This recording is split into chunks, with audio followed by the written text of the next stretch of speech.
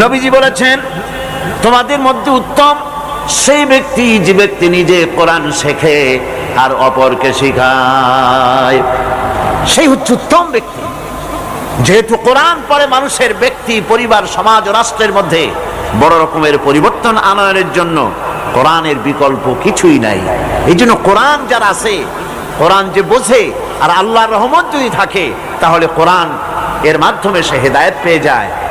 আর কোরআন যার কাছে নাই, তার সম্পর্কে বলা হয়েছে, আন ইবনে আব্বাস রাদিয়াল্লাহু তাআলা আনহু আন্নাহু ক্বাল ক্বালা রাসূলুল্লাহ সাল্লাল্লাহু আলাইহি ওয়াসাল্লাম ইন্নাল্লাযী লাইসা ফী জাওফিহি শাইউম মিনাল কুরআনি কাল বাইতিল খারিব। সাদাকান নবী সাল্লাল্লাহু আলাইহি ওয়াসাল্লাম।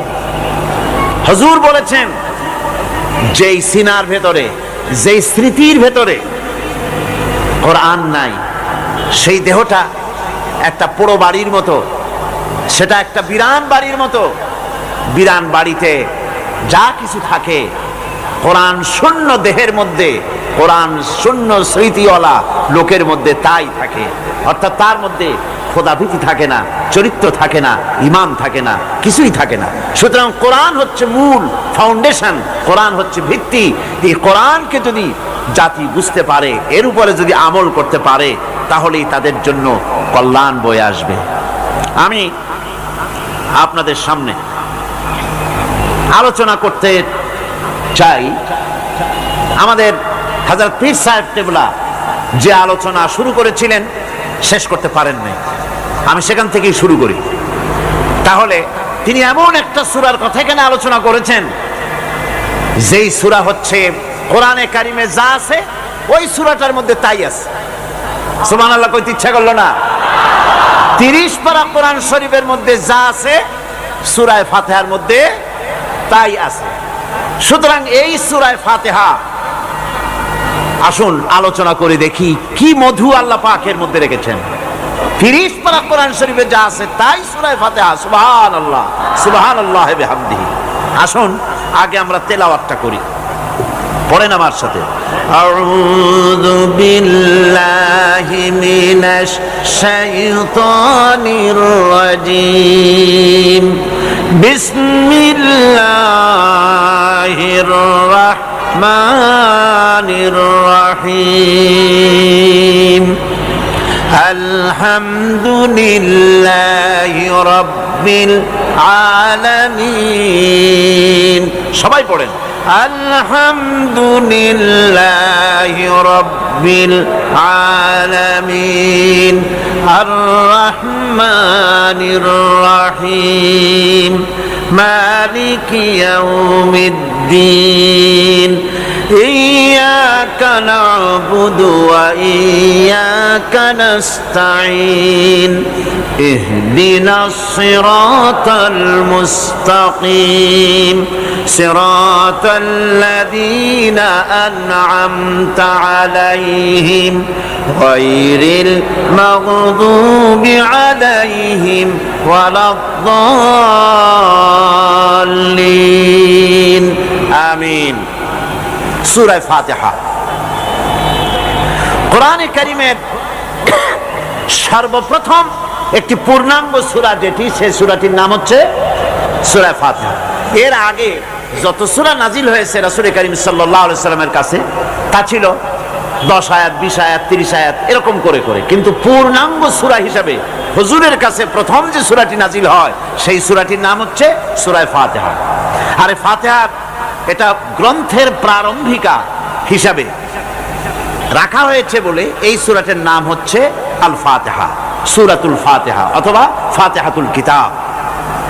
যার সাহায্যে কোনো জিনিসকে উদ্বোধন করা হয়, শুরু করা হয়, সেটার নাম হচ্ছে ফাতিহা। সূরা ফাতিহার একটা নাম না, বরং এর অনেকগুলি নাম আছে।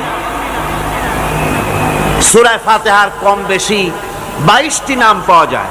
আবার তাফসিরে রুহুল মানিতে এর 40টি নাম বলা হয়েছে।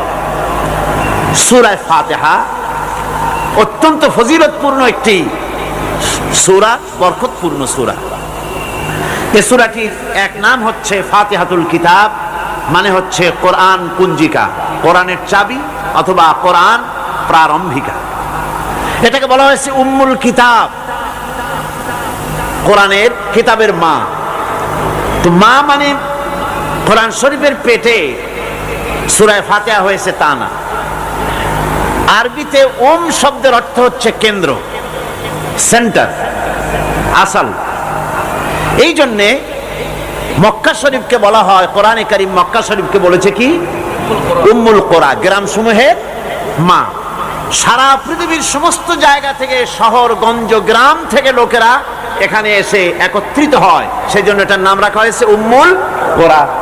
আবার সেনাবাহিনীর পতাকাকে বলা হয় উম্মুন, তার মানে হচ্ছে সমস্ত সেনাবাহিনী এই পতাকার ছায়াতলে ঐক্যবদ্ধ হয়, একত্রিত হয়, সেজন্য সেই পতাকার নাম হচ্ছে উম্মুন। অনুরূপভাবে গোটা কোরআনে কারীমের মধ্যে যা কিছু আছে তা সূরা ফাতিহার ভিতরে কেন্দ্রীভূত করা হয়েছে বলে এটার নাম হয়েছে উম্মুল কিতাব। এটার নাম হয়েছে সূরাতুর রাস। রাস শব্দের অর্থ হচ্ছে মগজ। মগজ হচ্ছে মাথার কেন্দ্রস্থল, আর গোটা কোরআনে কারীমের কেন্দ্রস্থল হচ্ছে সূরা ফাতিহা। সূরা ফাতিহার আরেক নাম হচ্ছে সূরাতুল কানজ, অর্থাৎ খনি, খনির সূরা। তার মানে হচ্ছে জ্ঞান বিজ্ঞানের সমস্ত খনি আল্লাহ পাক সূরা ফাতিহার মধ্যে রেখে দিয়েছেন। সুবহানাল্লাহ ওয়া বিহামদিহি। এর আরেকটা নাম হচ্ছে সূরাতুল ওয়াফিয়া, অর্থাৎ পূর্ণত্ব, পূর্ণত্ব প্রাপ্ত। এই সূরাটি হচ্ছে একমাত্র সূরা যা খণ্ডিত করে পড়া যায় না। কোরআন শরীফের যে কোনো সূরাকে অংশবিশেষ তেলাওয়াত করে নামাজ পড়তে পারেন, অংশবিশেষ পড়তে পারেন, কিন্তু সূরা ফাতিহা হচ্ছে এমন একটি সূরা যে সূরা খণ্ডিত করে পড়া যায় না। পড়তে হলে সবটাই পড়তে হবে, এই জন্য এটার নাম হচ্ছে পূর্ণত্ব প্রাপ্ত। এটাকে বলা হয়েছে আসাসুল কোরআন, অর্থাৎ কোরআনের ভিত্তি।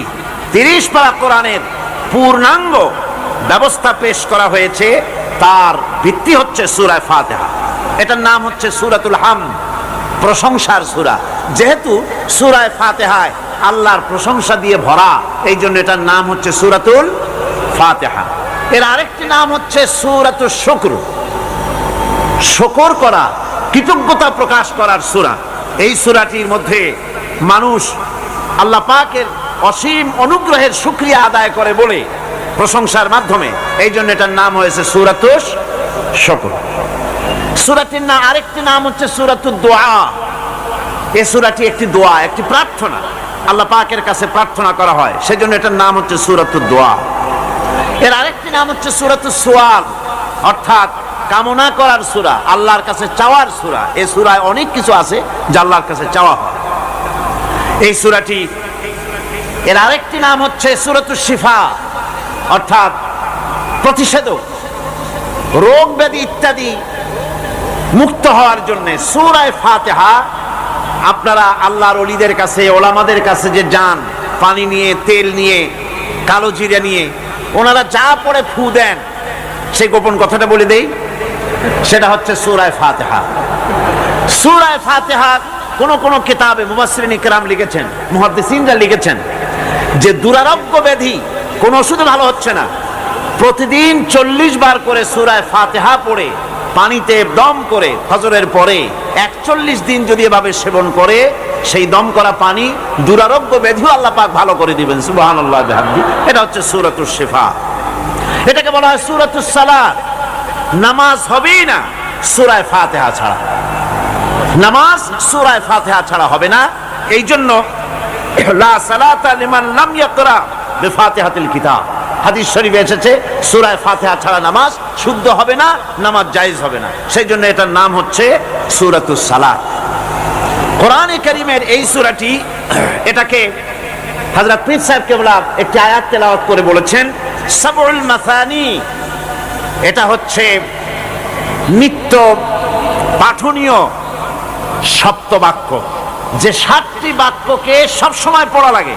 তার মানে হচ্ছে যে ব্যক্তি নামাজ পড়ে 5 ওয়াক্ত, 24 ঘন্টার ভিতরে সূরা ফাতিহা একেবারে কম করেও যদি হয়, তাহলে 40 বার এই সূরা 24 ঘন্টায় নামাজি ব্যক্তিকে পড়তে হয়। এই জন্য সবসময় পাঠনীয় এই সূরাটি। সূরাটি মোট অক্ষর সংখ্যা হচ্ছে 113, শব্দ সংখ্যা হচ্ছে 25টি। এটি হচ্ছে সূরা ফাতিহা, একটি রুকু, 7টি আয়াত।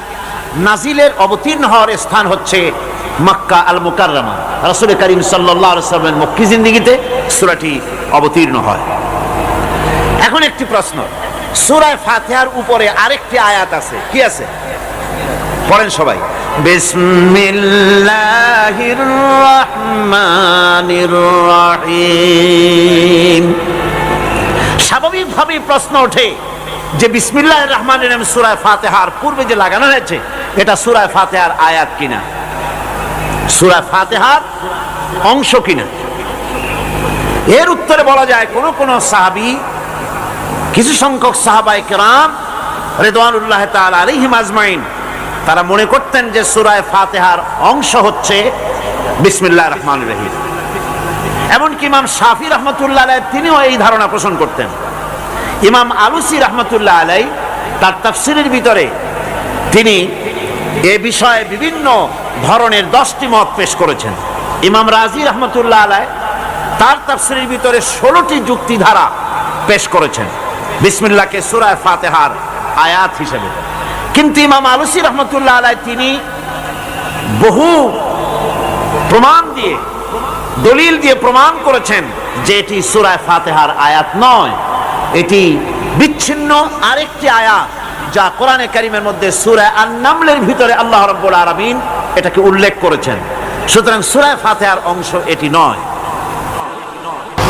অবশ্য সূরা তাওবায় প্রত্যেক সূরায় যে বিসমিল্লাহ লাগানো হয়েছে, এটা আল্লাহ পাকের হুকুমে। কার হুকুমে লাগানো হয়েছে? আল্লাহ পাকের হুকুম অনুযায়ী প্রতিটি সূরার প্রথমে বিসমিল্লাহির রহমানির রহিম লাগানো হয়েছে, ব্যতিক্রম শুধু সূরা তাওবা। একজন মানুষকে যদি কোরআনে কারীমকে খতম করতে হয়, তো একেবারে পুরাপুরি 114 বার বিসমিল্লাহির রহমানির রহিম পড়তে হয়। এই বিসমিল্লাহির রহমানির রহিম যখন প্রথম নাজিল হয় কোরআন, তখন আল্লাহ রাব্বুল আলামিন এভাবে নাজিল করেছিলেন, ইকরা বিসমি রাব্বিকাল্লাযী খালাক, পড়ো তোমার রবের নামে। তো রবের নাম নিয়ে পড়া হচ্ছিল। এর বলে সেটা কি? সেটা এসে গেল বিসমিল্লাহির রহমানির রহিম। বিসমিল্লাহির রহমানির রহিম আল্লাহ পাকের নির্দেশ অনুযায়ী প্রত্যেক সূরার ভেতরে, প্রত্যেক সূরার প্রথমে আল্লাহ পাক এটাকে লাগিয়ে দেওয়ার ব্যবস্থা করলেন। এটি একটি অতীব বরকতপূর্ণ সূরা, বরকতপূর্ণ আয়াত। দ্বীন এবং শরীয়তের যে অপূর্ব নিয়ামত কোরআনে কারীম আল্লাহ পাক আমাদের দান করেছেন। বিসমিল্লাহ পড়ার অর্থই হচ্ছে তাই যে পরম করুণাময়, যিনি দাতা এবং দয়ালু, তার নামে শুরু করছি। তার মানে হলো এই কোরআন হচ্ছে সর্বশ্রেষ্ঠ নিয়ামত। এই নিয়ামত যিনি দিয়েছেন তার নাম নিয়ে শুরু করার জন্যই বিসমিল্লাহির রহমানির রহিম বলতে বলা হয়েছে। রাসূল করিম সাল্লাল্লাহু আলাইহি ওয়াসাল্লাম বলেছেন, কুল্লু আমরিন যী বালিন লাম ইউবদাউ ফীহি বিসমিল্লাহ ফাহুয়া আবতার। অর্থাৎ যে কোনো বৈধ কাজের শুরুতে যদি বিসমিল্লাহ বলা না হয়, তাহলে তা বরকত শূন্য হয়ে যায়, তার মধ্যে বরকত থাকে না। বর্তমানে আমাদের দেশে এক শ্রেণীর লোকেরা এই বিসমিল্লাহির রহমানির রহিমকে অনুবাদ করার এক কুপ্রথা চালাবার অপপ্রচেষ্টা চালাচ্ছে। অনুবাদে দোষ কিছু নাই, অনুবাদে দোষ কিছু নাই। কোরআনে কারীম বোঝার জন্য খুব ভালো করে লক্ষ্য করবেন, কোরআনে কারীম বোঝার জন্য যে কোনো ভাষার আশ্রয় আপনি গ্রহণ করতে পারেন। আপনি ইংরেজিতে বুঝুন, আপনি উর্দুতে বুঝুন, আপনি আরবিতে বুঝুন, আপনি বাংলায় বুঝুন, কোনো আপত্তি নাই। কোরআন আপনি যে কোনো ভাষায় বুঝতে পারবেন। কিন্তু যখন কোরআন তেলাওয়াত করবেন, তখন আরবিতেই তেলাওয়াত করতে হবে, অন্য কোনো ভাষায় তেলাওয়াত করা জায়েজ নাই। কোরআনে কারীম যে আল্লাহ পাক হেফাজত করেছেন, কোরআন হেফাজত করেছেন কে? আল্লাহ রাব্বুল আলামিন বলেন, ইন্না নাহনু নাযালনা যিকরা ওয়া ইন্না লাহু লাহাফিজুন। নিঃসন্দেহে কোরআন নাজিল করেছি আমি আল্লাহ, আর এর সংরক্ষণের সবটুকুন দায়িত্ব আমি আল্লাহ আবার নিজ হাতে গ্রহণ করেছি। কোরআন যে আল্লাহ হেফাজত করলেন, পৃথিবীর তাবৎ ধর্মগ্রন্থগুলি উল্টাপাল্টা হয়ে গেল। বেদ বলেন, বাইবেল বলেন, ত্রিপিটক বলেন, জিন্দাবিস্তা বলেন, সমস্ত ধর্মগ্রন্থ উলটপালট হয়ে গিয়েছে, এটার কোনো অস্তিত্ব নাই। বাইবেল সম্পর্কে চ্যালেঞ্জ করা হয়েছে গোটা বিশ্বকে। বর্তমান যুগে যে বাইবেল আছে, এই বাইবেলের ভেতরে আল্লাহর একটা ওয়ার্ড নাই, সব পাদ্রীদের বানানো শব্দ দিয়ে ভরে গেছে বাইবেল। কিন্তু কেউ তো এই চ্যালেঞ্জ করলো না যে কোরআন শরীফ আল্লাহ যা বলছিলেন উল্টোপাল্টা হইয়া মানুষের কথায় ভরে গেছে কোরআন শরীফ। এ কথা কেউ বলছে? বলতে পারবে? পারবে না। কারণ হচ্ছে, কেউ যদি বলে যে এটা মানুষের বানানো, এটা আল্লাহ যা বানাইছিলেন সেটা নাই, অথবা মূলতই এটা আল্লাহ না, এটা মানুষের বানানো, যদি কেউ বলে, তাহলে তো লোকেরা তারে ঠেসে ধরবে, বলবে এটা যখন মানুষের বানানো, বেটা তুমিও তো একটা মানুষ, বানাও কোরআন শরীফ আমাদের সামনে দেখাই যাইতে হবে। পারবে বানাতে? পারবে না। আল্লাহরে অস্বীকার করতে পারে অনেকে, কিন্তু কোরআন আল্লাহর নয়, মানুষের বানানো, এই ধরনের বোকামি কথা কেউ বলে না। কোরআন যে আল্লাহ হেফাজত করলেন, তার মধ্যে যত উপকরণ আল্লাহ পাক ব্যবহার করেছেন, কোরআন হেফাজতের জন্য যতগুলি ব্যবস্থা আল্লাহ পাক নিয়েছেন, তার মধ্যে অন্যতম ব্যবস্থা হচ্ছে এই যে কোরআনে কারীমকে ভিন্ন কোনো ভাষায় পড়া যাবে না। বোঝার জন্য, আমি আবার বলি, বোঝার জন্য যে কোনো ভাষার আশ্রয় নেওয়া যাবে, কিন্তু তেলাওয়াত করার জন্য অন্য কোনো ভাষার আশ্রয় গ্রহণ করা যাবে না। পার্লামেন্টে যখন বাজেট পেশ করা হলো, অর্থমন্ত্রী তিনি বাজেট পেশ করলেন, শুরু করলেন পরম করুণাময় আল্লাহর নামে শুরু করছি, এভাবে উনি ওনার বাজেট বক্তব্য রাখলেন। বাজেটের উপরে আলোচনার সময় বরাদ্দ হলো 39 ঘন্টা। সেই 39 ঘন্টায় দলের অংশীদারিত্বের রেশিওর উপরে ভিত্তি করে আমি পেলাম 25 মিনিট।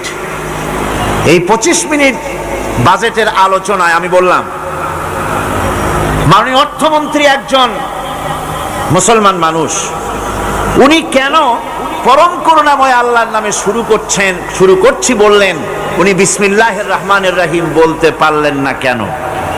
প্রশ্ন করলাম। আমি আলোচনা অগ্রগামী হলাম, আমি বলতে থাকলাম। আমি বললাম, অনুবাদ যদি করতে হয় তাহলে তো অনেক কিছুর অনুবাদই করা প্রয়োজন। দলের নাম পাল্টান, আপনারা যারা ক্ষমতায় আছেন, এটা ইংরেজি এবং আরবি মিলানো, নামগুলি সব পাল্টান, অনুবাদ করে বলেন। তা তো বলা হচ্ছে না, শুধু বিসমিল্লাহর বেলায় অনুবাদটা কেন করা হচ্ছে, এর কারণটা কি? কোরআনে কারীমের 113টি সূরার 114টি সূরার 113টিতেই বিসমিল্লাহ আল্লাহ পাক শিরোনাম দিয়েছেন, আর 114 আল্লাহ পুরো করেছেন সূরা নামলের ভেতরে আরেকবার বিসমিল্লাহির রহমানির রহিম বলে। আমাদের সংবিধানের দ্বিতীয় লাইন হচ্ছে বিসমিল্লাহির রহমানির রহিম।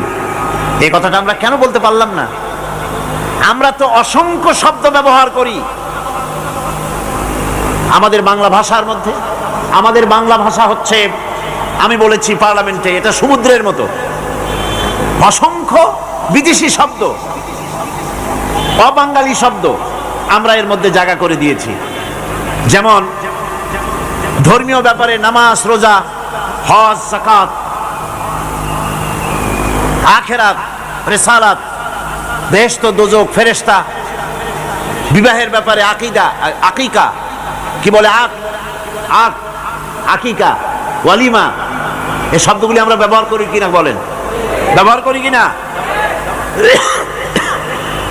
বিচার বিভাগে আমরা ব্যবহার করি আদালত, মুনসেফ, ওকিল, মুখতার, মুসেলকা, নালিশ, জামিন, ফৌজদারি, তারপরে ফরিয়াদি, এ ধরনের অসংখ্য শব্দ, কিস্তি, দস্তখত, ইজারাদারি, অসংখ্য শব্দ আমরা ব্যবহার করি।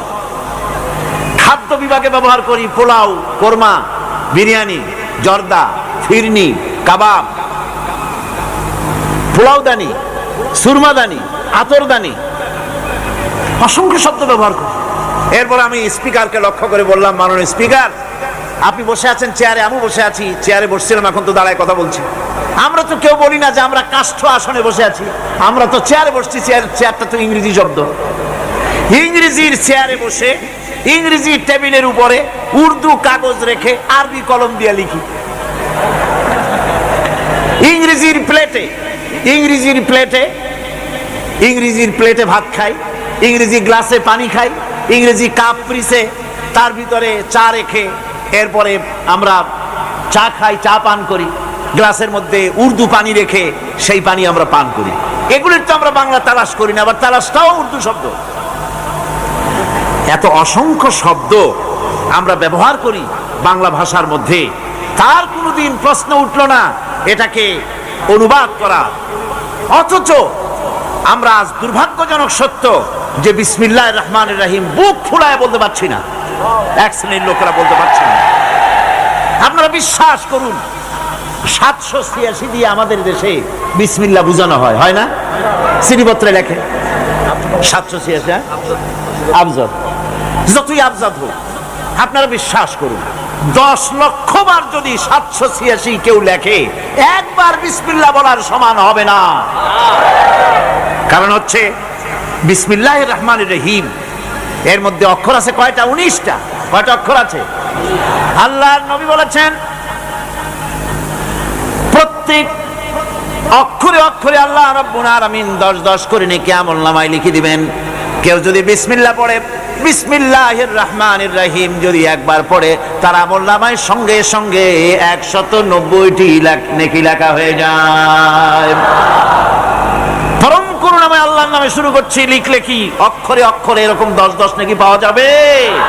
যাবে না। সুতরাং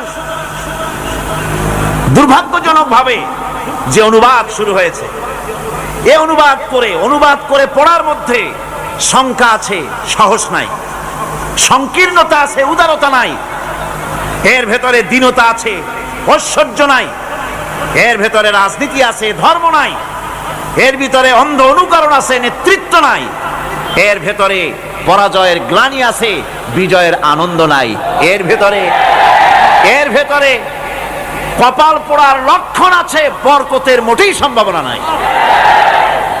সুতরাং বিসমিল্লাহ মনে রাখতে হবে, প্রত্যেকটি ব্যক্তিকে স্মরণ রাখতে হবে। বিসমিল্লাহর আমদানি এদেশে কোন নেতা নেত্রীর বদৌলতে আমদানি হয়নি। বিসমিল্লাহ আমদানি করেছেন আল্লাহ রাব্বুল ইজ্জাতুল জালাল। বিসমিল্লাহ হচ্ছে গোটা জাতির মুসলিম উম্মত কলিজার সাথে জড়িত বিসমিল্লাহির রহমানির রহিম। সুতরাং স্পষ্ট করে বলতে হবে, সকলে পড়েন বিসমিল্লাহির রহমানির রহিম। এক্ষুনি আমার আপনাদের সকলের আমলনামায় 190টি করে লেখি আমলনামায় লেখা হয়ে গেছে, আলহামদুলিল্লাহ ভাইরা আমার। সুতরাং বিসমিল্লাহ হচ্ছে কোন মুফাসসিরিন লিখেছেন গোটা কোরআন শরীফে যা আছে সূরা ফাতিহায় তাই আছে, আবার সূরা ফাতিহা যা আছে সবটা বিসমিল্লাহির রহমানির রহিমের ভিতরে আছে। এই যেন ছোট্ট একটি ঝিনুকের মধ্যে 7টি মহাসমুদ্রকে আল্লাহ পাক প্রবেশ করিয়ে দিয়েছেন। সুবহানাল্লাহ বিহামদিহি। আল্লাহ পাকের কি সুন্দর 3টি নামের মধ্যে আল্লাহ। কি নাম আছে এর মধ্যে? আল্লাহ। নাম আছে রহমান, নাম আছে রহিম। কেবলমাত্র হতভাগ্য যারা, তারাই জনসমক্ষে এসে আল্লাহ পাকের এই সুন্দর নামটি উচ্চারণ করতে পারে না। কেবলমাত্র হতভাগ্য যারা বক্তৃতার শুরুতে সালামু আলাইকুম ওয়া রাহমাতুল্লাহ আলাই, আসসালামু আলাইকুম ওয়া রাহমাতুল্লাহ এ কথা বলতে পারে না। সৌভাগ্যবানদের পক্ষেই সম্ভব। সুতরাং গোটা জাতিকে আল্লাহ পাক সৌভাগ্য দানে ধন্য করুন, আমরা বলি আমিন। শুরু হচ্ছে সূরা ফাতিহা। আলহামদুলিল্লাহি রাব্বিল আলামিন। সূরা ফাতিহা আমি বলি এটি যেন একটি অভিনন্দন পত্র। এটি কি? অভিনন্দন পত্র। বান্দা দিচ্ছে তার রবকে, রবের ভাষায় শেখানো অভিনন্দন পত্র বান্দা তার রবকে প্রকাশ করছেন, দিচ্ছেন। অভিনন্দন পত্রে 3টা জিনিস থাকে, আপনারা লক্ষ্য করে শুনলে বুঝতে পারবেন ইনশাআল্লাহ। একবার ভাবুন যে কত বড় কথা 30 পারা কোরআনের মধ্যে যা আছে তার সবটা আল্লাহ পাক তার সারাংশ সূরা ফাতিহায় ঢুকাইছেন। তাহলে এটা জিনিসটা কি এটা বুঝতে হবে, এবং সেই ধরনের অন্তর নিয়ে মন নিয়ে বসতে হবে আর বুঝতে চেষ্টা করতে হবে। আমি ধীরে ধীরে আপনাদের সামনে পেশ করব ইনশাআল্লাহ, বিইজনিল্লাহ, বিমাশিয়াতিল্লাহ, বিফদলিল্লাহ। সূরা ফাতিহার মধ্যে আমি বলেছি এটা একটি অভিনন্দন পত্রের মতো। কিরকম? অভিনন্দন পত্রে তিনটা জিনিস থাকে। কয়টা জিনিস থাকে? তিনটা। প্রথমে থাকে প্রশংসা। অভিনন্দন পত্রে প্রথমে কি থাকে? প্রশংসা। 2 নম্বরে থাকে পরিচয়। 3 নম্বরে থাকে দাবি। 3 নম্বরে থাকে দাবি। প্রথমেই দাবি করা হয় না, এটা ঠিক না। প্রথমেই প্রশংসা। সমস্ত অভিনন্দন পত্র আপনারা দেখবেন, মন্ত্রী আসুক, প্রেসিডেন্ট আসুক, অভিনন্দন পত্র পেশ করা হয়, সুন্দর ভাষায় লেখে, হে সংগ্রামী জননায়ক, গরিবের বন্ধু, জাতির কিছু একটা, এইভাবে করে বহুত প্রশংসা করে তারপরে তার নাম খুঁজে পাওয়াই মুশকিল প্রশংসার ঠেলায়। আপনার আগমনী বার্তায় আমাদের এই চট্টগ্রামের আকাশ বাতাস মুখরিত, আবাল বৃদ্ধ বনিতা আনন্দে উদ্বেলিত, কে কি করবে দিশে করতে পারছেন, এরকম প্রশংসা। এই প্রশংসা দিয়ে তারপরে বলে আমরা চট্টগ্রাম কলেজের কর্তৃপক্ষ, আমাদের বেড়া নাই, টিন নাই, চাল নাই, ইট নাই, সিমেন্ট নাই, আমাদের এগুলি দাবি। তাহলে প্রথমে গেল প্রশংসা, 2 নম্বরে পরিচয়, 3 নম্বরে দাবি। মূলত এই ভদ্রতা প্রথমে কেউ বলে না, মন্ত্রী সাহেব চিটাগংয়ে আসছেন তো, আমাদের দাবি না মিটাইয়া ঠ্যাং আস্ত নিয়ে ঢাকা ফিরতে পারবেন না, এরকম বলে নাকি? এরকম বললে কিছুই পাওয়া যাবে না। মূলত এই যে ভদ্রতা, এই শালীনতা, এই শিষ্টাচার শিক্ষা দিয়েছে আল কোরআন। সুবহানাল্লাহ। বান্দাকে কিছু চাইতে হবে, আর চাওয়াটা শিখিয়েছেন কে? আল্লাহ। কে শিখিয়েছেন? বান্দাকে একটা বড় জিনিস চাইতে হবে। সেই বড় জিনিসটা কি আজকে বলবো না, ধীরে ধীরে বলবো ইনশাআল্লাহ। একটা বড় জিনিস চাইতে হবে আল্লাহর কাছে। সেই চাওয়াটা কি সেটাও আল্লাহ শিখিয়েছেন। যেহেতু আমরা তো জানি না, বুঝি না, আল্লাহ আমাদের কত মেহেরবান, তার কত দয়া, আমাদের শিখাই দিচ্ছেন কেমনে প্রশংসা করতে হবে, কেমনে পরিচয় দিতে হবে, আর কেমনে দাবি করতে হবে। 3টি জিনিস সূরা ফাতিহার মধ্যে আল্লাহ পাক ঢুকিয়ে দিয়েছেন। সুবহানাল্লাহ। সুতরাং বলা হচ্ছে, আল্লাহ পাক বলছেন আলহামদুলিল্লাহি রাব্বিল আলামিন। সমস্ত প্রশংসা, যাবতীয় প্রশংসা সবকিছু আল্লাহ পাকের জন্য, যিনি রব্বুল আলামিন, যিনি বহু জগতের, অসংখ্য জগতের যিনি পালনেওয়ালা রব, তার জন্যই সমস্ত প্রশংসা। এখন হামদ হচ্ছে প্রশংসা, এর অর্থ হচ্ছে সুন্দরের প্রশংসা। অসুন্দরের কিন্তু কোনো হামদ হয় না, অসুন্দরের হামদ হয় না। হামদ হয় কার? সুন্দরের। সুন্দরের হামদ হয়, প্রশংসা হয়। এই জন্য প্রশংসা করতে হবে আল্লাহ পাকের। কোন ফাসিকের প্রশংসা যদি করা হয়, আল্লাহ পাক নারাজ হয়ে যান। আল্লাহ পাকের আরশ গোসায় থরথর করে কাঁপতে থাকে। প্রশংসা হবে কেবলমাত্র কার? আল্লাহ পাক। এবং এই প্রশংসা সবটুকু হামদের আগে আলিফ লাম লাগানো হয়েছে। এটা হচ্ছে জিন্স বা ইস্তিকরা, অর্থাৎ সমস্ত বস্তুকে বোঝাবার জন্য আল শব্দকে ব্যবহার করা হয়েছে। আলহামদু, সমস্ত প্রশংসা সেই আল্লাহ পাকের, যিনি তামাম জাহানকে সৃষ্টি করেছেন এবং প্রতিপালন করেছেন। আল্লাহ পাক তিনি হচ্ছেন সুন্দর। আল্লাহ কি? আল্লাহ রাব্বুল আলামিন, তিনি এমন সুন্দর, তার সৃষ্টি কত সুন্দর তাই দেখে তাকে অনুমান করা যায় তিনি কত সুন্দর। আল্লাহ রাব্বুল আলামিন, তার রুচিবোধ, তার সৌন্দর্য, তার সৃষ্টি দেখলেই বোঝা যায়। এই দুনিয়াকে কত সুন্দর করে তিনি সাজিয়েছেন, এই পৃথিবীকে কত সুন্দর করে তিনি গুছিয়েছেন, তার সৃষ্টি দেখলেই বোঝা যায় আল্লাহ রাব্বুল আলামিন কত সুন্দর। জোরে কোন সুবহানাল্লাহ। আপনারা জানেন আল্লাহ পাক এই পৃথিবীতে সব জোড়ায় জোড়ায় সৃষ্টি করেছেন, ঠিক কিনা? সব জোড়া জোড়া সৃষ্টি করেছেন। এখন ফুলের থেকে ফল হবে, ফুলের থেকে কি হবে? ফল তৈরি হবে। খুব ভালো করে বোঝেন, ফুলের থেকে ফল হবে। এখন এজন্য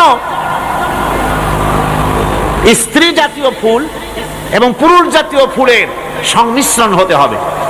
ফুলেরা তো হাঁটতে পারে না, ফুলেরা তো চলতে পারে না, এই কাজটা করবে কে? এই ক্রসের জন্য, এই মিলনের জন্য পুং কেশরকে স্ত্রী কেশরে নিয়ে এই মিলন ঘটাবার জন্য আল্লাহ পাকের রুচি দেখুন, তার সৌন্দর্য বোধ দেখুন। শুধু একটা দৃষ্টান্ত দেব, বেশি দেব না, একটা দৃষ্টান্ত দিচ্ছি। তার রুচিবোধ, তার সৌন্দর্যবোধ, তার শৈল্পিক নান্দনিক সৌন্দর্যবোধ, কত প্রশংসা, কিয়ামত পর্যন্ত প্রশংসা করে শেষ করা যাবে না। ফুলের পুং কেশরকে স্ত্রী কেশরে পৌঁছে দেওয়ার জন্য আল্লাহ এই দায়িত্বটা তেলাপোকাকেও দিতে পারতেন কিনা? তেলাপোকা চেনেন না? চেনেন কিনা? তেলাপোকাকে এই দায়িত্ব দিতে পারতেন, আরশোলাকে এই দায়িত্বটা দিতে পারতেন। কিন্তু আল্লাহ পাক তার সৌন্দর্যবোধ এবং রুচিবোধের কারণে ফুলের মতো এত সুন্দর জিনিসের উপরে তেলাপোকা আরশোলা চড়ুক আল্লাহ পাক পছন্দ করেন নাই। ফুল যেমন সুন্দর, এই দায়িত্বটা আল্লাহ পাক প্রজাপতিকে দান করেছেন এই দায়িত্বটা পালন করার জন্য। ফুলও যেমন সুন্দর, প্রজাপতিও তেমন সুন্দর, আর এই দায়িত্ব বিশ্বব্যাপী পালন করে প্রজাপতিরা। সুবহানাল্লাহ। সুতরাং প্রশংসা হবে সুন্দরের, সেই সুন্দর যিনি আল্লাহ রাব্বুল আলামিন, তার যাবতীয় প্রশংসা সেই আল্লাহ পাক। এখন মানুষের জন্য আল্লাহকে চেনার পথ কি? আলহামদুলিল্লাহ, প্রশংসা করছি কার? আল্লাহর। জোরে বলেন সকলে, কার করছি? আল্লাহ পাকের প্রশংসা করছি। আল্লাহকে চেনার পথ কি? সৃষ্টি, আল্লাহকে, সৃষ্টি যদি স্রষ্টাকে চিনতে চায়, মানুষ যদি আল্লাহ রাব্বুল আলামিনকে জানতে চায়, চিনতে চায়, তার পদ্ধতি হচ্ছে তার সৃষ্টিকে জানা। তার সৃষ্টির মাধ্যমেই তাকে চেনা যাবে।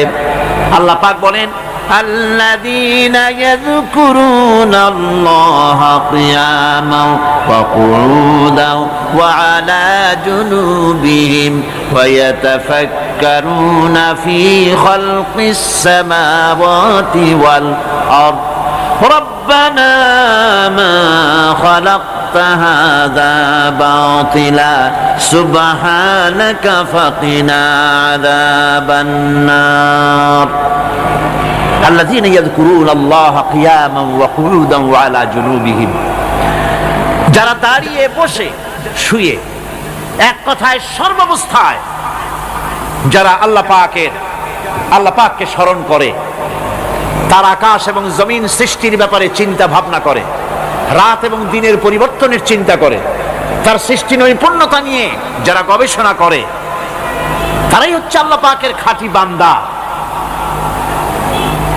একজন সত্যানুসন্ধানী, চোখের সামনে যখন নিখিল বিশ্বের অনুপরমাণু থেকে শুরু করে সূর্য, চন্দ্র, গ্রহ, নক্ষত্র, বিশাল আকাশ পর্যন্ত, গাছপালা, তরুলতা, সমুদ্র, মহাসমুদ্র, পশু পক্ষী ইত্যাদি যখন তার নজরে পড়ে, তখন একজন সত্যের অনুসারী ব্যক্তি, একজন সত্যের অনুসন্ধানী ব্যক্তি, তার মুখ থেকে বেসাক্তা স্বতঃস্ফূর্তভাবে নিজের অজান্তে মুখ থেকে যে শব্দটা বেরোয়, সে শব্দটা হচ্ছে আলহামদুলিল্লাহি রাব্বিল আলামিন। সমস্ত প্রশংসা হচ্ছে ওই আল্লাহ পাকের, যিনি এগুলিকে সৃষ্টি করেছেন। আর তিনি কোনো কিছু কি বেকার সৃষ্টি করেন নাই, খামোখা সৃষ্টি করেন নাই। প্রত্যেকটির পেছনে রয়েছে বিরাট বিরাট উদ্দেশ্য। এখানে মানুষের সবচাইতে বড় ভ্রান্তি, মানুষের সবচাইতে বড় ভুল, সেটা হলো এই, দুর্ভাগ্যজনকভাবে সকল সৌন্দর্যের মহাশিল্পী আল্লাহ পাককে মানুষ ভুলে যায়। তারা প্রশংসা করে নদীর, প্রশংসা করে নারীর, নারীর অঙ্গ প্রত্যঙ্গ নিয়ে তারা কবিতা লেখে, নারীর সৌন্দর্য নিয়ে কবিতা লেখে, সাহিত্য রচনা করে, সূর্য নিয়ে, চন্দ্র নিয়ে, চাঁদের মায়াবী জ্যোৎস্না নিয়ে, এর সুন্দর সুষমা নিয়ে কবিতা লেখে, প্রজাপতির রং দিয়ে গান তৈরি করে, ফুলের সৌন্দর্য এবং তার সৌরভ দেখে মানুষ পাগল হয়ে যায়। এগুলির পিছনে গান, সাহিত্য ইত্যাদি কবিতা রচনা করে। কিন্তু এই সৌন্দর্য যিনি সৃষ্টি করেছেন সে আল্লাহ পাককে বেমালুম ভুলে যায়। সেই জন্যে স্রষ্টার প্রশংসা করতে হবে। আল্লাহ পাক শেখাচ্ছেন, শুরুতেই শেখাচ্ছেন, আলহামদুলিল্লাহি রাব্বিল আলামিন। পড়েন সবাই, আলহামদুলিল্লাহি রাব্বিল আলামিন। এখানে আল্লাহ, প্রশংসা কার বলুন? কার? আল্লাহ নয়, আল্লাহ, আল্লাহ পাকের প্রশংসা। আল্লাহ হচ্ছে ইসমে জাত। আল্লাহ কি? ইসমে জাত। কোন ধরনের অনুবাদ দিয়ে আল্লাহ শব্দের ব্যাখ্যা বুঝানো যাবে না। আল্লাহ এটাকে যদি সৃষ্টিকর্তা লেখা হয় তাহলে আল্লাহ শব্দের হক আদায় হবে?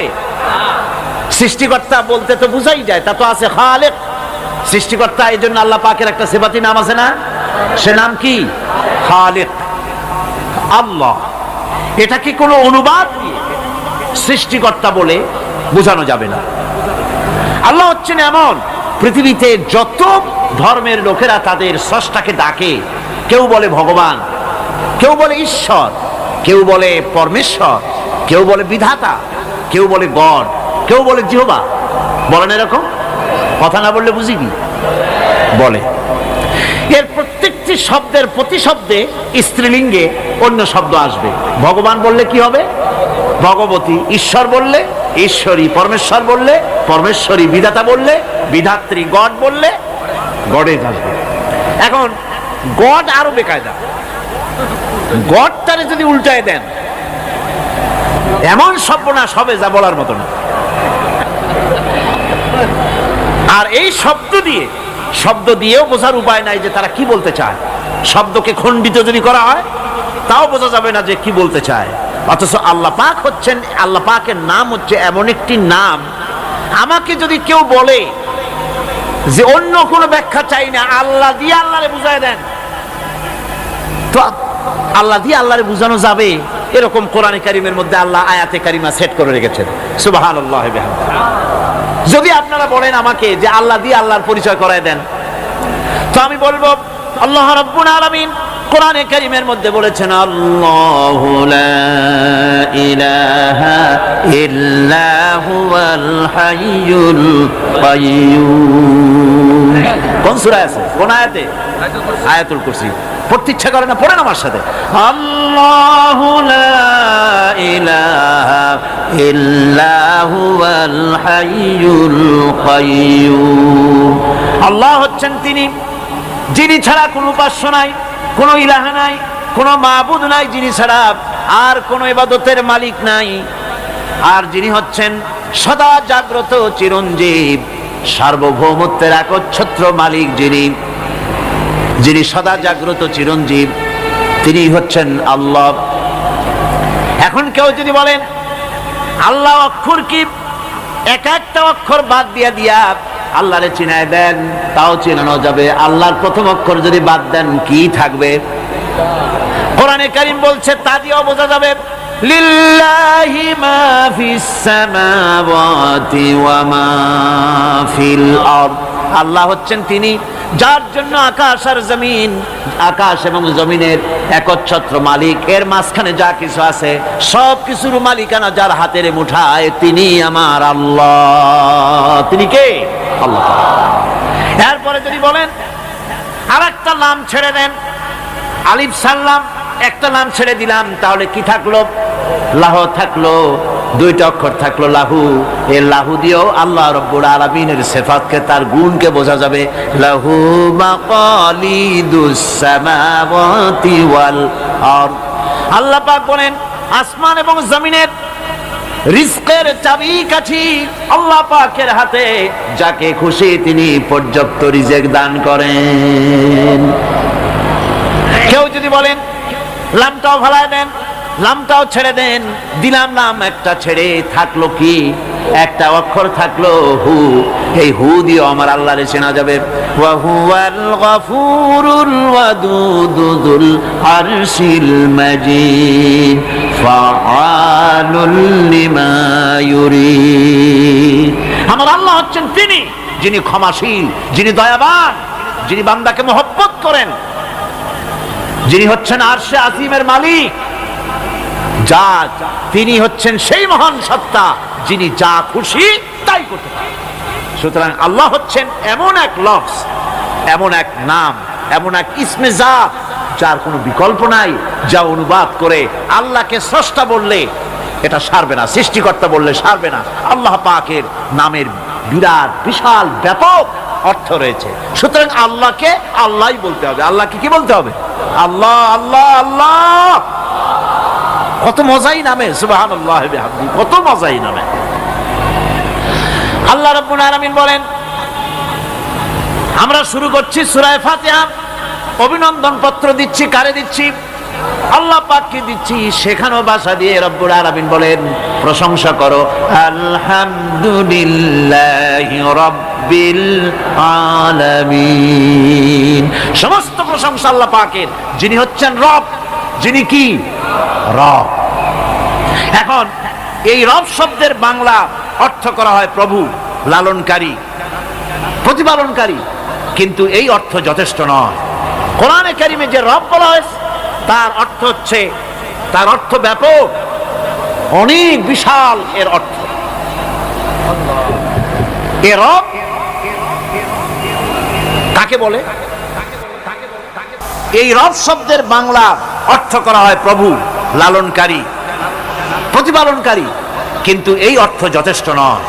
কোরআনে কারিমে যে রব বলা হয়েছে তার অর্থ হচ্ছে, তার অর্থ ব্যাপক, অনেক বিশাল এর অর্থ। এ রব কাকে বলে? আমি রবের সমস্ত ব্যাখ্যা করতে পারবো না, তবে অল্প কথায় এমন ভাবে বলতে চেষ্টা করব যাতে করে আপনাদের বুঝে আসবে ইনশাআল্লাহ। আমরা বলি ইনশাআল্লাহ। এখন আপনারা যদি আমাকে প্রশ্ন করেন যে অত কথা বুঝি না, এক লাইনে এক বাক্যে বুঝায় দেন রব কাকে বলে, তাহলে আমি কথাটা এইভাবে বলবো, যাহার যখন যে জিনিসের যতটুকু প্রয়োজন তাহাকে তখন সেই জিনিস ফরিয়াদ করার আগে যিনি পৌঁছে দেন তার নাম হচ্ছে রব। এ রব হচ্ছে তার মধ্যে রুবুবিয়তের সম্পূর্ণ কোয়ালিটিতে ভর্তি। আল্লাহ পাকের মধ্যে রুবুবিয়তের কোয়ালিটি। রব শুধু সৃষ্টি করেই ছেড়ে দেন না, প্রতিপালন করেন, পূর্ণতায় পৌঁছে দেন। সুবহানাল্লাহ বলতে ইচ্ছে করে না ভাইরা? দেখেন আল্লাহ রাব্বুল আলামিন এমন রব, বাংলাদেশের কুকুর আর আমেরিকা ইউরোপের শীত প্রধান দেশের কুকুর একরকম নয়। আমাদের দেশের পশু ইউরোপ আমেরিকা শীত প্রধান দেশের পশু একরকম নয়। তার কারণ হলো আমাদের দেশে শীত কম, নাতিশীতোষ্ণ অঞ্চলের মধ্যে খানিকটা পড়ে যায়। এখানে পশুদের গায়ে কম পশম থাকলে কোনো অসুবিধা নাই। ভেড়া, ঘোড়া, কুকুর, বন্য প্রাণীকে কেউ তো কম্বল দেয় না, ল্যাব দেয় না, রাজাই দেয় না, খাতা দেয় না, চাদর দেয় না। আল্লাহ রাব্বুল আলামিন তিনি এমন রব, শীত প্রধান দেশের পশুদের গায়ে পশম দিয়া চিরস্থায়ী কম্বল জড়ায় দিয়েছেন। এটা হচ্ছে রব। প্রতিপালনের পদ্ধতি কি সুন্দর করে তিনি প্রতিপালন করছেন, কি সুন্দর করে তিনি পশু পক্ষীগুলিকে তাদের আহার জোগাড় করছেন, প্রতিপালন করছেন। তিনি রব, মানুষকে সৃষ্টি করেছেন, আমাদেরকে সৃষ্টি করেছেন, সব প্রয়োজন মিটাইছেন, সকল প্রয়োজন মিটিয়েছেন, একটা জিনিস বাদ রাখেন। আমাদের মুখে দাঁতের দরকার ছিল, মায়ের পেট থেকে দাঁত নিয়ে আসিনি। মায়ের পেট থেকে আসার পরে আমাদের খাবারের দরকার ছিল। লক্ষ্য করেন রব কারে বলে, লক্ষ্য করুন। মায়ের পেটের মধ্যে যখন ছিলাম ওখানে কোনো রোগের জীবাণু ঢুকতে পারে নাই। ফি করারিম মাকিন, একটি সুরক্ষিত জায়গায় আল্লাহ রাব্বুল আলামিন বাচ্চাকে রেখেছেন, যেখানে কোনো সর্দি হবে না, জ্বর হবে না, সর্দি হবে না, ব্রঙ্কাইটিস হবে না, ডায়াবেটিস হবে না, প্রেসার হবে না। মায়ের পেটের মধ্যে বাচ্চাকে এমন জায়গায় আল্লাহ যত্ন করে রেখেছেন। এই বাচ্চা যখন মায়ের পেট থেকে বেরিয়ে এলো তখন তার পরিবেশ অত্যন্ত খারাপ। এখানে পলিউশন আছে, এখানে কার্বন ডাই অক্সাইড আছে, এখানে বিষাক্ত হাওয়া আছে, এখানে দূষিত আবহাওয়া রয়েছে। প্রতি মুহূর্তে তাকে প্রতি মুহূর্তে রোগ তাকে হামলা চালাতেছে। এই রোগের থেকে সে বাচ্চা বাঁচবে কি করে? এজন্য রব্বুল আলামিন তিনি এমন রব, মায়ের বুকের মধ্যে যে খাবার তৈরি করলেন বাচ্চার, ওই খাবারের মধ্যে বাচ্চার ওষুধও আল্লাহ পাক বানায়া দিলেন। মায়ের বুকের দুধ শুধু দুধ নয়, এটা ওষুধ। সুবহানাল্লাহ। এটা খাদ্য, এটা ওষুধ, এটা ভিটামিন, এটা ক্যালসিয়াম, এটা কার্বোহাইড্রেট, যা দরকার বাচ্চার জন্য সব আল্লাহ মায়ের দুধের মধ্যে দিয়ে দিলেন। যতক্ষণ বাচ্চা পেটে ছিল দুধ ছিল ঘন, যখন বাচ্চা মায়ের পেট থেকে বেরিয়ে এলো দুধটা হয়ে গেল পাতলা। এই পাতলা দুধটা খাবে, ওষুধ আছে এর মধ্যে, ভিটামিন আছে, খাইতে যেন বিস্বাদ না হয় একটু মিষ্টি দিয়ে দিলেন আল্লাহ, যাতে বাচ্চা মুখ ফিরায় না নেয়, সেজন্য খাইতে চায়। তারপরে যখন বাচ্চার হাড্ডি খেতে হবে, মাছ খেতে হবে, গোশত খেতে হবে, দুধের আর দরকার নাই, তার শরীরের ভিতরে রেজিস্ট্যান্স, রোগ প্রতিরোধক শক্তি তৈরি হয়েছে, এখন আরো ভালো খাবার দরকার। আল্লাহ রাব্বুল আলামিন মায়ের দুধকে শুকায় দিলেন, চুষলো আর পাওয়া যাবে না, দুধ শুকায় গেছে, এখন বাইরের খাবার খেতে হবে। আসছিল যখন মুখে দাঁত ছিল না, বাইরে যখন এলো দাঁতের যখন দরকার হলো, কোন আল্লাহর বান্দা কি আল্লাহর কাছে দরখাস্ত করেছেন যে আল্লাহ আমার কয়েকখান দাঁত দাও, দাঁত ছাড়া আমি চাবাই কেমন? এই সবগুলি দাঁত কে সেট করে দিলেন? রব্বুল আলামিন দাঁতগুলিকে সেট করে দিলেন, মুখের মধ্যে দাঁত এসে গেল। আল্লাহ রাব্বুল আলামিন শরীরটাকে সাজিয়ে গুছিয়ে, হিউম্যান বায়োলজি যাকে বলা হয়, এই শরীরকে যে সুন্দর করে আল্লাহ পাক তৈরি করলেন বলে শেষ করা যাবে না, কত সুন্দর করে আল্লাহ পাক বানিয়েছেন। জামাল নাসেরের পাঠানো সেই লোকটি জেলখানার ভিতরে দৃশ্য দেখে অবাক হয়ে ফিরে এসে বললেন, জাহাপানা, কয়েকখানার ভিতরে গিয়ে দেখলাম সৈয়দ কুতুব নামাজের ভিতরে সেজদায় পড়ে আছে, আর শিকারী পাগলা কুকুর তার পাশে বসে তাকে পাহারা দিতেছে। মৃত্যুর ভয় ইমানদারেরা করে না। তাকে বলা হয়েছিল ক্ষমা চাওয়ার জন্য, তিনি বলেছেন মাজলুমকে ক্ষমা চাইতে হবে জালেমের কাছে, এর থেকে ফাঁসি গ্রহণ করে শাহাদাতের দরজা নিয়ে হাসি মুখে আমি আমার মনিবের দরবারে খাড়া হতে চাই। এটাই হলো ঈমান। আর জামাল নাসেরকে আল্লাহ পাক ইন্তেকাম নিলেন, দুনিয়া থেকে বিদায় করে দিলেন। সম্রাট আকবর নাম শোনেন নাই? কোথাকার প্রেসিডেন্ট? ভারতবর্ষে। কত বড় নাম করা ব্যক্তি, দ্বীন ইলাহি চালু করলো, তার নামে আল্লাহু আকবার চালু করলো। আল্লাহু আকবার বলতে যেন তারে বোঝানো হয়, জিল্লে ইলাহি বলে ঘোষণা করা লাগলো তাকে। তার সামনে মাথা নত করার ব্যবস্থা করে দিল, কুর্নিশের ব্যবস্থা করে দিল। হযরত মুজাদ্দিদ আল বিসানি রাহমাতুল্লাহ আলাইহি এর বিরোধিতা করলেন।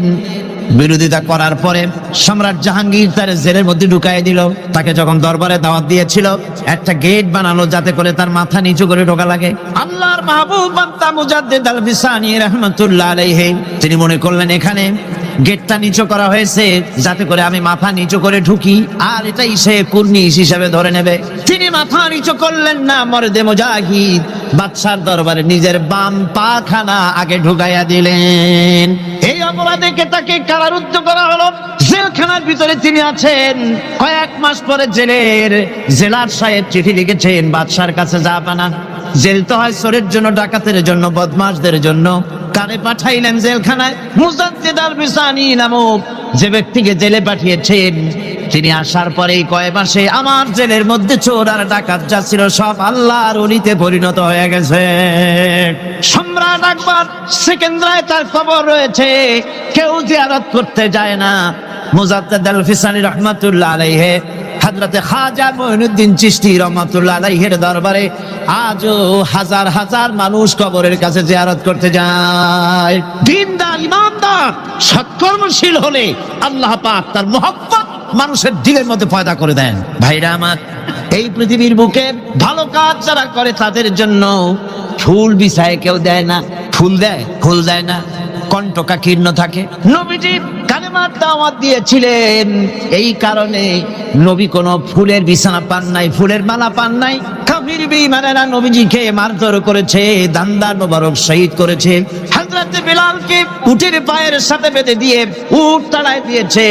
দড়ির মাথায় বেলাল বাঁধা, পিঠের থেকে চামড়া খসেছে, মাথা থেকে চামড়া খসে গেছে।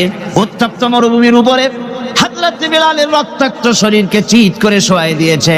চতুর্দিকে কাফেরেরা দাঁড়ায়া লোহার ডান্ডা দিয়ে তাকে পিটাইছে আর বলেছে, লাত মানাতির উপরে এখনো ঈমান আন।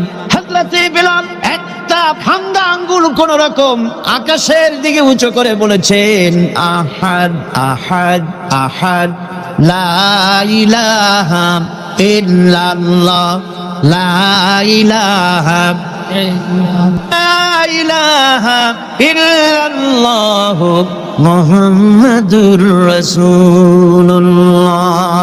ঠিক মতো চলে চল। পুলিশকে যে দায়িত্ব, যে ক্ষমতা গভর্নমেন্ট দেয়, সরকারি আইনে পুলিশের যে দায়িত্ব আছে, যে পাওয়ার আছে, পুলিশ যদি তার পাওয়ারকে নির্দ্বিধায় যদি এই দায়িত্ব পালন করতে পারতো, আমি বলতে চাই গোটা দেশ একটা সুন্দর দেশে পরিণত হয়ে যেত। কিন্তু পুলিশ কি তার দায়িত্ব অবলীলাক্রমে পালন করতে পারে? পুলিশ বহু কষ্ট করে খাগড়াছড়ি আর বান্দরবানের পাহাড় ঘুরে ঘুরে বড় ডাকাতরে ধরে ফেলেছে।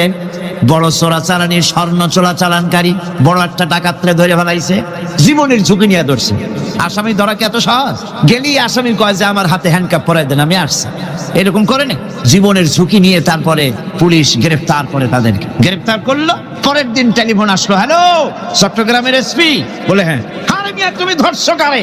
আরে ধরছি তো বল্টু মিয়ারে। কেন ধরলা তারে? কয় স্যার অস্ত্র শুদ্ধা ধরছি। তাতে কি হয়েছে? আমার পার্টির লোক অস্ত্র শুদ্ধা ছাড়িয়ে দিবি যদি চাকরি করতে চাস। কথা ঠিক কিনা? এগুলি অনেক আগে হতো, আজকাল হয়তো হয় না, আজকালও হয়। আমি এ কথা কেন বললাম? থানায় আসামিদেরকে ধরা হয়, জেল হয়ে গেল, কয় মাস পর বেরিয়ে গেল। থানায় তার নামটা আসামির খাতায় লেখা গেল, চোর হিসাবে, ডাকাত হিসাবে, সন্ত্রাসী হিসাবে, চোরাচালানি হিসাবে, ঠিক কিনা? আবার ধরা পড়লো, আবার নাম উঠলো, আবার ধরা পড়লো, আবার নাম উঠলো, জেল থেকে মুক্ত হলো না, ঠিকই থাকলো খাতায়।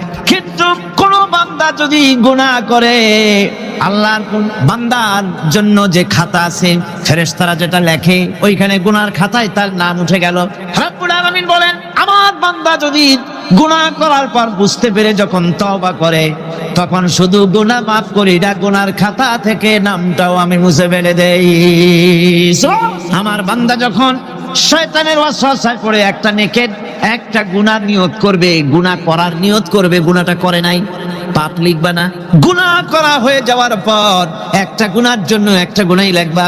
আর যদি আমার বান্দা কোন একটি নেকির কাজের নিয়ত করেছে, হজের নিয়ত করেছে, হজে যায় নাই, মাদ্রাসা মসজিদে দান করবে, চট্টগ্রাম তাফসীরুল কোরআন মাহফিলে দান করবে, করে নাই এখনো, শুধু নিয়ত করেছে, নেক নিয়তের কারণে আমলনামায় একটা নেকি লিখে দিবা। আর যখন নেকির কামটা করা হয়ে যাবে, আল্লাহ পাক বলেন, মান জাআ বিল হাসানাতি ফালাহু আশরু আমসালিহা। নেকির কাজটা যখন করা হয়ে যাবে, আমার বান্দার আমলনামায় একটা নেকের পরিবর্তে 10টা গ্রেস মার্ক লাগাইয়া 10 গুণ বাড়াইয়া দিবা। আমি বান্দা, আল্লাহ পাক বলেন, বান্দার কোন আমলের উপরে আমি জুলম করি না। বান্দা যদি যে সব কাজ করবে, সমস্ত নেক কাজের জন্য আমি তাকে সওয়াব দান করব। শুধু তাই না, সৎকর্মশীল ব্যক্তিদের রুজিতে আমি বরকত দিয়ে দিব। সুবহানাল্লাহ কোন। ভালো কাজ যারা করবে তাদের রুজিতে আল্লাহ পাক কি করবেন? ফাল্লাযীনা আমানু ওয়া আমিলুস সালিহাতি লাহুম মাগফিরাতুন ওয়া রিজকুন কারীম। যারা ঈমান আনবে এবং ভালো কাজ করবে, আমি তাদেরকে উত্তম রিজক দান করব।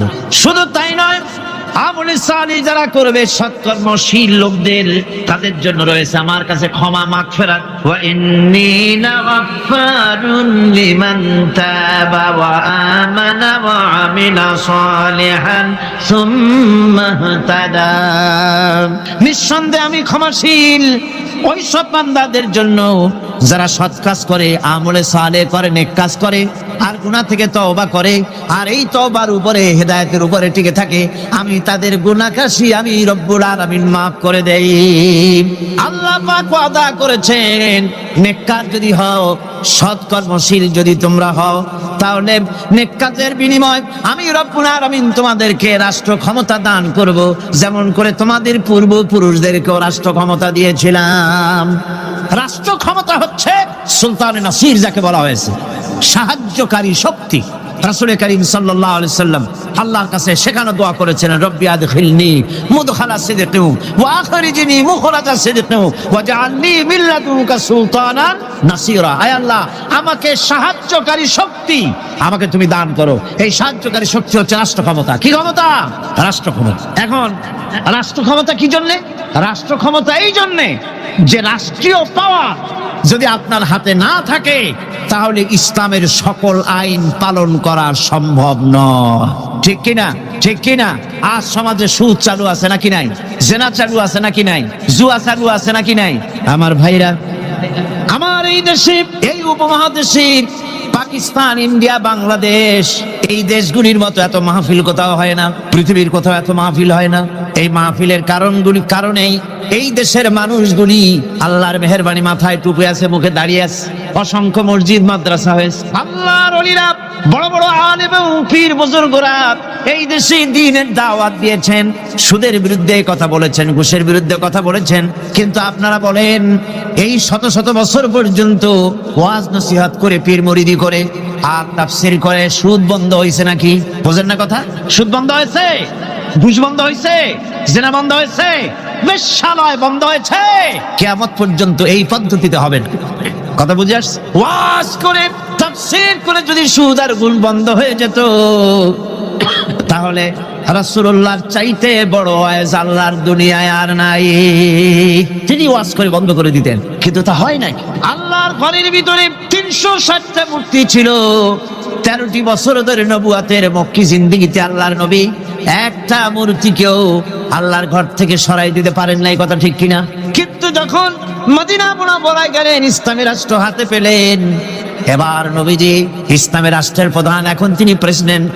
সাহাবায়ে কেরাম আমলে সালেহ করেছে, ঈমান এনেছেন, আমলে সালেহ করেছেন, বদৌলতে আল্লাহ ক্ষমতা দিয়েছেন। এবার রাষ্ট্র ক্ষমতা হাতে। রাসূলুল্লাহ মক্কা দখল করলেন, কাবার ঘরের মধ্যে প্রবেশ করলেন, হাতে একটা লাঠি ছিল, মূর্তিগুলার মাথায় আঘাত করলেন, বললেন জা আল হক ওয়া যাহাকাল বাতিল ইন্নাল বাতিলা কানা যাহুকা। সত্য সমাগত, মিথ্যা অপসৃত। সমস্ত মূর্তিগুলি ঘর থেকে বের করে দিলেন। আজ আর কারো ক্ষমতা নাই এই মূর্তি টিকাবার জন্য আগায় আসে সিনা পাইতে, যে মূর্তি ভাঙ্গেন কেন? আছে কেউ? আছে কেউ? শুধু তাই না, কাবা ঘরে ঢোকার জন্য চাবি যার কাছে থাকে সে লোকের আজ আর টাকা লাগে নাই। এর আগে রাসূলুল্লাহ ঘরের মধ্যে ঢুকতে চাইছিলেন, ঢুকতে দেওয়া হয়নি, আরো গালাগালি দেওয়া হয়েছিল। আর আজকে চাবিওয়ালা দৌড়ে আসছে, হুজুর ঘরে ঢুকবেন না, এই নেন চাবি। আল্লাহ রাসূল চাবি নিলেন, ঘরের মধ্যে ঢুকলেন, মূর্তিগুলো ফালাই দিয়া আল্লাহর ঘরের বাইরে এসে চাবির রক্ষককে ডেকে বললেন, এই চাবি তোমার কাছে থাকবে, কোন জালেম ছাড়া তোমার কাছ থেকে এই চাবি কেউ নেবে না। রাহমাতুল লিল আলামিন, কি ব্যবহারটা! এই চাবি তোমার কাছেই থাকবে। লোকটি স্পষ্টই বুঝতে পারলো ইনি কোনো সাধারণ মানুষ নন, সাধারণ কোন দেশ দখলকারী বাদশা নন। নিঃসন্দেহে তিনি আল্লাহর নবী। তিনি পড়ে নিলেন লা ইলাহা ইল্লাল্লাহু মুহাম্মাদুর রাসূলুল্লাহ। আজ পর্যন্ত ওই চাবি ওই বংশের লোকের কাছেই থাকে, কারণ রাসূলুল্লাহ বলেছেন জালেম ছাড়া এই চাবি তোমার কাছ থেকে কেউ নেবে না। এখন বাদশাও চাবি নেয় না, যেহেতু হাদিস অনুযায়ী জালেম হয়ে যাবে। রাসূলুল্লাহ ঘরে ঢুকলেন, মূর্তিগুলি ভালাই দিলেন, হাত সুদ বন্ধ করে দিলেন, ঘুষ বন্ধ করে দিলেন। বাংলাদেশে কিয়ামত পর্যন্ত যদি ওয়াজ হয়, সুদ ঘুষ বন্ধ হবে না। তবে হ্যাঁ, বাংলাদেশে একটা জায়গা আছে যেখানে বসে সুদ একদিনই বন্ধ করে দেওয়া যায়। সেটা কোন জায়গা? কোন জায়গা? আপনারা খুব ভালো করে বুঝেছেন, সেটার নাম সংসদ। কিন্তু গোটা জাতির কপাল খারাপ, যারা সুদকে মায়ের সাথে জেনা করার মতো গুনাহ মনে করে, সেই লোকগুলির আধিক্য পার্লামেন্টে জাতি বানাইতে পারে নাই। যদি তা হতো, বাজেট বক্তৃতার ভেতরে আমি বলেছিলাম, স্পিকার সাহেব, এই বাজেট যারা তৈরি করেছে সরকার এবং এই বাজেট প্রস্তুতকারী, কিয়ামতের দিন অবশ্যই আল্লাহর দরবারে আসামি হবেন, কারণ পুরা বাজেট সুদ ভিত্তিক। আর সুদকে আল্লাহ পাক হারাম করে দিয়েছেন, জঘন্যতম হারাম। সুদের মধ্যে 70টি গুনাহ, তার 70 গুনাহ হলো নিজের মাকে নিকাহ করা, নাউযুবিল্লাহি মিন যালিক। ভাগ্য আমরা বদলাতে চাই, ঠিক কিনা? কিন্তু বিশ্বাস করুন, আল্লাহ রাব্বুল আলামিনের কোরআন আমার হাতে, বিশ্বাস করুন এ ভাগ্য সমাজতন্ত্র বদলাইতে পারে নাই, পুঁজিবাদ বদলাইতে পারে নাই, ধর্ম নিরপেক্ষ মতবাদ বদলাতে পারবে না, কখনোই পারবে না। জাতির ভাগ্য বদলাবে শুধু কোরআনের আইন, বিশ্বের আইনে বদলাবে। এই কোরআন ছাড়া ভাগ্য বদলাবার আর কোনো পথ, কোরআনের দিকে গিয়ে আসুন। শুধু তাফসীর শোনার জন্য পাগল হলে হবে না, আমল করতে হবে। মাওলানা সৈয়দ সালমান নদভী সাহেব তিনি যে কথাটা বলেছেন, কি দারুণ কথা বলেছেন।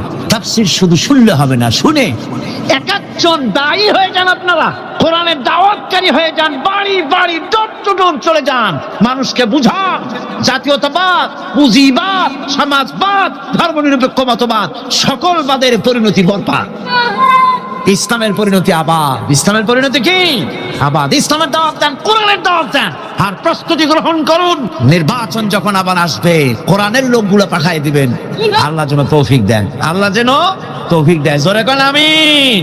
ভাইরা আমার, আমলে সালেহ যারা করবে, সৎ কাজ যারা করবে, আল্লাহ তাদের জন্য জান্নাত দান করবেন। জোরে বলেন সুবহানাল্লাহ। রব্বুল আলামিন বলেন, والذين آمنوا وعملوا الصالحات سندخلهم جنات تجري من تحتها الأنهار خالدين فيها أبدا। আল্লাহ রাব্বুল আলামিন বলেন, যারা ঈমান এনেছে আর যারা সৎ কাজ করেছে আমি তাদেরকে অবশ্যই জান্নাত দান করব। সুবহানাল্লাহ। এমন জান্নাত দেব যেই জান্নাতের নিচের থেকে শতত প্রবাহিত নহর প্রবাহিত রয়েছে। এত সুন্দর জান্নাত তারা পাবে। এটা হচ্ছে আল্লাহর ওয়াদা। এটা কার ওয়াদা? সৎকর্ম যদি করেন, ভালো কাজ যদি করেন, আল্লাহ পাক সৎকর্মশীলদের জন্য জান্নাত দিবেন। তারপরে আল্লাহ আবার কি বলছেন শোনেন, আল্লাহ পাক বলেন, সন্দেহ করো না, আমার কথায় কোনো সন্দেহ করো না। ওয়াদাল্লাহি হাক্কান ওয়া মান আসদাকু মিনাল্লাহি কিলা। আল্লাহর ওয়াদা অবশ্যই হক।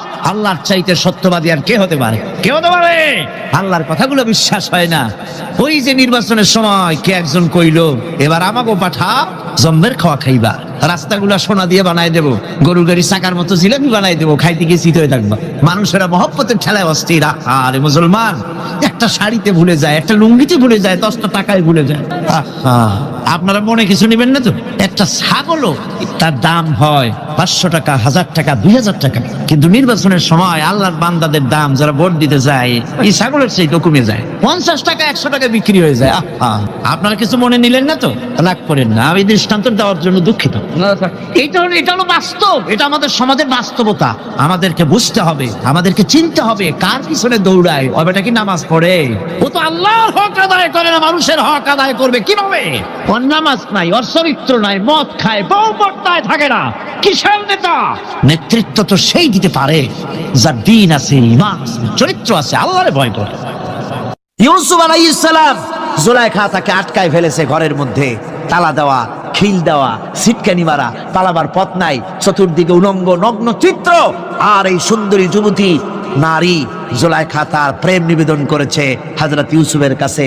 যৌবনে ভরা টকবগে যৌবনের যুবক হযরত ইউসুফ আলাইহিস সালাম, সৌন্দর্যের পিরামিড, বাঁচার কোনো পথ নাই জুলাইখার কুপ্রবৃত্তি চরিতার্থ করে দেওয়া ছাড়া।